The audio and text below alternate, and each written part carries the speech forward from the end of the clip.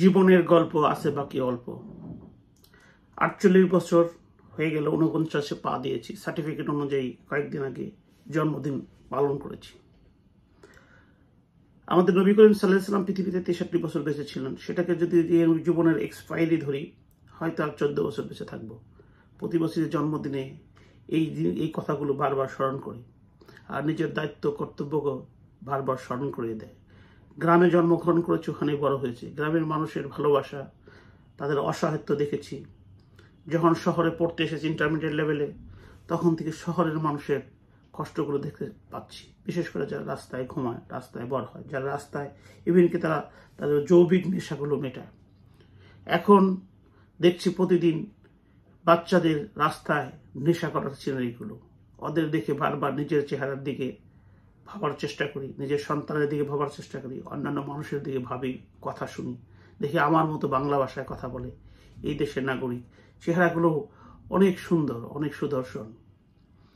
তাই যে কটা দিন বেঁচে থাকবো, আগে থেকে জীবনের প্রথম থেকে ব্রত নিয়েছি যে মানুষের জন্য কাজ করবো, অন্যায়ের প্রতিরোধ করবো। এই জন্য স্বাভাবিক মৃত্যুর এক্সপেকটেশন করি না। হয়তোবা আছে কিনা স্বয়ং সৃষ্টিকর্তা জানেন।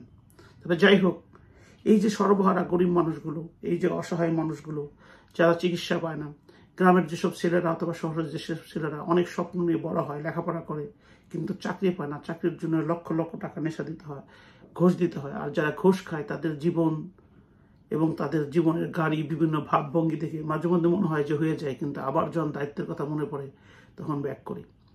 জীবনের অনেকগুলো দুর্বলতা, তার মধ্যে হচ্ছে আমার সবচেয়ে বড় দুর্বলতা, আমার ছেলেটা অটিস্টিক।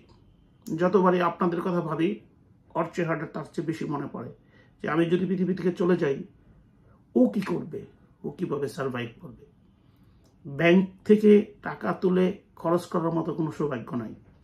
যা আসে প্রতিদিনই খরচ করে ফেলি, তাতেও সুখ অনুভব করি।